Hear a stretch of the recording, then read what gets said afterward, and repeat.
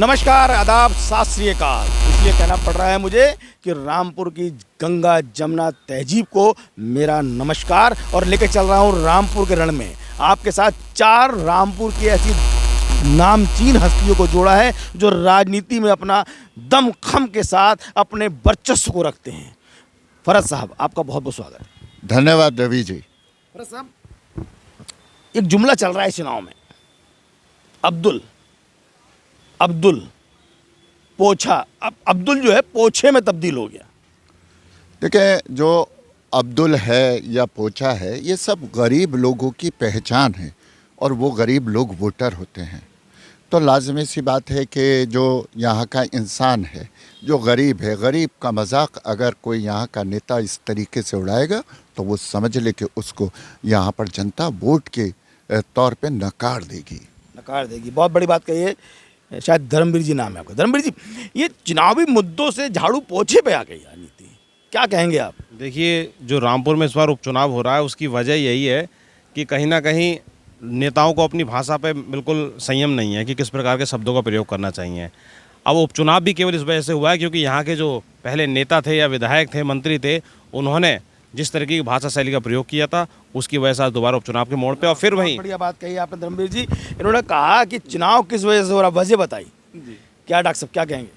नहीं, बिल्कुल सही कहा इन्होंने कि जब अपनी लैंग्वेज पर ही आदमी को नियंत्रण नहीं होगा, और ये तो चुनाव आचार संहिता के उल्लंघन में फंसे, वरना तो उन्होंने कोई चीज़ ऐसी छोड़ी नहीं है जिससे हिंदुस्तान नहीं बल्कि पूरे वर्ल्ड में जो है उन्होंने अपमानित करने का काम किया है। मुसलमानों को हमेशा मान सम्मान की बात करते हैं, लेकिन काम वो जो जितने करे हैं उन्होंने उसमें हमेशा अपमानित करने की बात। अपमानित करने के लिए शिवा शर्मा जी, आपकी तो मिक्स है, मुस्लिम भी कह सकता हूँ मैं, हिंदू भी कह सकता हूँ। सब हिंदू ही हूँ मैं तो टीका लगा इसलिए। तो मैं आपसे पूछ रहा था जी कि रामपुर में बीजेपी कैंडिडेट को जनता वोट क्यों दे? जनता वोट यूँ देगी क्योंकि सरकार दिख रही है सबको 4.5 साल की। अगर बीजेपी का कैंडिडेट जीतेगा तो रामपुर में काम होगा, विकास होगा, फैक्ट्रियाँ लगेंगी, जैसे कि हमारा कैंडिडेट हमसे कह रहा है, पब्लिक में कह रहा है सब जगह कि अगर मैं जीतता हूँ तो यहाँ पे उद्योग लगाऊंगा। जो रामपुर का नाम पहले उद्योग नगरी में आता था वही नाम दोबारा से उसमें आएगा। दोबारा से आएगा। फरज साहब, ये सवाल बहुत अच्छा दिया कि रामपुर जैसे उद्योग में था जाना जाता था, उद्योग नगरी के लिए जाना जाता था, तो क्या अभी फिर से आपका प्रत्याशी, भारतीय जनता पार्टी का प्रत्याशी जीतने के बाद उद्योग नगरी बनाएगा रामपुर को? देखिए, उद्योग नगरी तो सरकारें बनाती हैं और वो बनाएंगे। मैं कह दूं, जो रामपुर हमारे ज़िले का नाम है रामपुर, और इसको एक व्यक्ति ने भयनगर बना रखा था। और ये जूता दिखाओ, मैं आपके कैमरामैन से कहना चाह रहा हूँ, मेरा जूता दिखाइए। उसकी भयनगरी को इन जूते की ठोकरों से मिटा के और यहाँ पर प्रेम नगर स्थापित कर देंगे। ये हमारा वादा है, हमारी पार्टी का वादा है। जूता किसके लिए है साहब? ये जूता उस व्यक्ति के लिए है जो आज मत अधिकार को तरस रहा है, जो दर दर भी आपने छीन लिया उनका मत। बिल्कुल। मत उनका छीन लिया सब कुछ। उसकी मत नहीं छीना है, मत भी मार दी है। मत भी मार दी।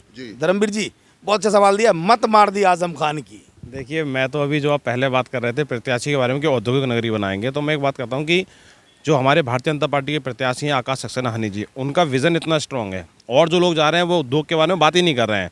उनका विज़न पहले से स्ट्रॉन्ग है और कोई राजनीति में नया चेहरा नहीं है। उनके पिताजी पूर्व राज्य मंत्री रहे हैं, जब वो राज्य मंत्री थे तो किस प्रकार का विकास हुआ वो किसी को बताने की जरूरत नहीं है।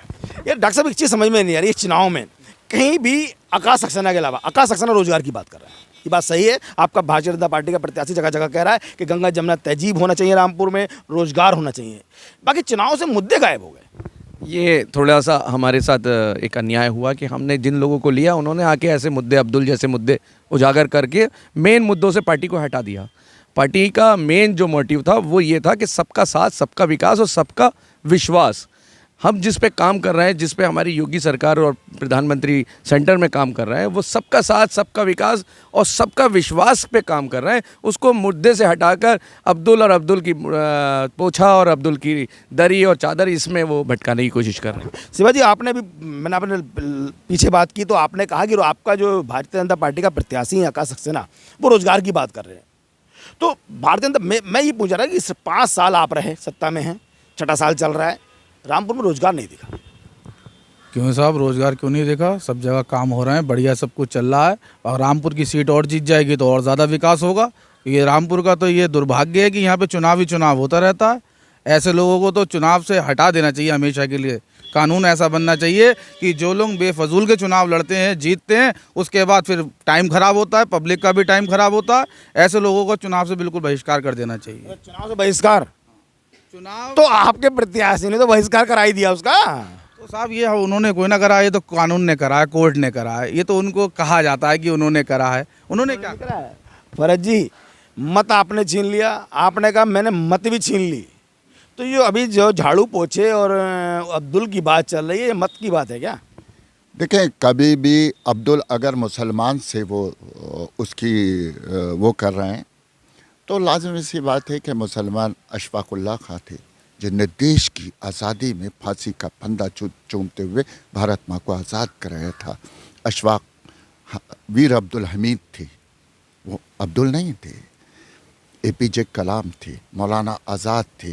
तो लाजमी सी बात है कि अब मुसलमान को राष्ट्रवादी कहना चाहिए, ना कि अब्दुल क़य्यूम। और वो आज मुझे बड़ी खुशी है कि मुसलमान भारतीय जनता पार्टी को तो वोट दे रहा है, साथ में वो 100% वो राष्ट्रभक्ति की भावना से। फरद तो मान सकता हूँ, ये फरद हो सकता है।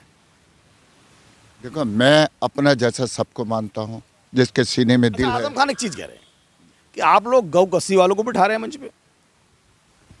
देखिए, ऐसा होता है कि जब आज़म खान ने जिन लोगों से गौकशी कराई थी वो उन्हें पता है कि कराई थी या नहीं।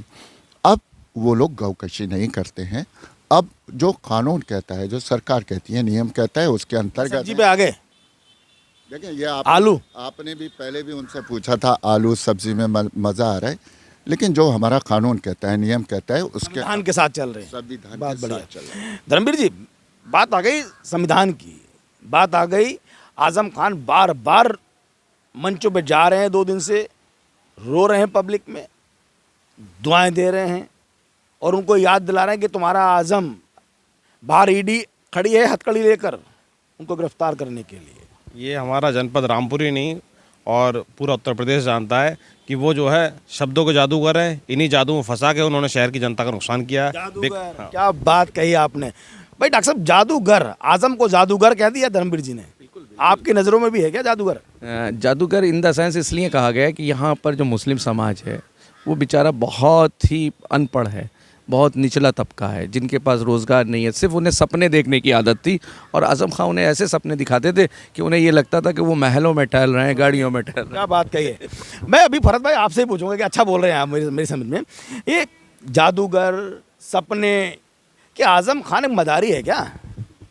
देखिए, मैं डॉक्टर साहब ने जो बात कही है, मैं कह दूं, मुसलमान महत्वाकांक्षी नहीं है जोड़ने वाला, लेकिन उसको आशाएं बहुत हैं आज़म खान से, भारतीय जनता पार्टी से उसको आशाएं बहुत है, अपने वज़ीर आज़म, अपने मुख्यमंत्री से आशाएं बहुत है।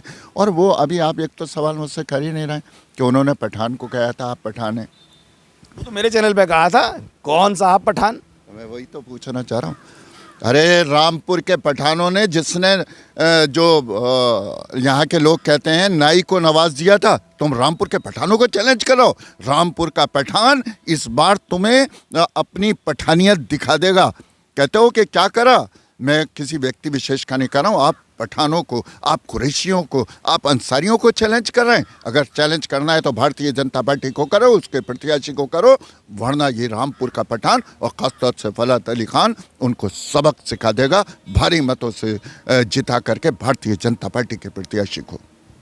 शिवा भाई आपके पास आएंगे। अभी धर्मवीर जी ने कहा कि जादूगर है, आप कह रहे सपने हैं, तो आज़म खान क्या वाकई में जादू इस चुनाव में चला पाएंगे अपना? इस चुनाव में कोई जादू नहीं चल रहा है किसी का भी, सिर्फ योगी जी की सरकार दिख रही है। आकाश सक्सेना हनी हमारे प्रत्याशी दिख रहे हैं और बहुत अच्छी लीड से चुनाव जीतेंगे। आप देखना 8 तारीख को अंजाम आपके सामने होगा। बहरहाल इन चारों दिग्गजों से बात करके एक बात तो निकल के आई कि आज़म का जादू इस बार चलने वाला नहीं है। नमस्कार, मैं हूं रवि सक्सेना। अगर आपको मेरी ये वीडियो अच्छी लगी हो तो आप सब्सक्राइब और लाइक जरूर कीजिएगा। और हाँ, हमें सब्सक्राइब और फॉलो करना ना भूलें ताकि आपसे कोई नया अपडेट छूट ना पाए। जी हाँ, आप ध्यान रखें, हमारे साथ जुड़े रहिएगा रोहेलखंड समाचार पर और ये बेल आइकन को जरूर दबाते रखिए।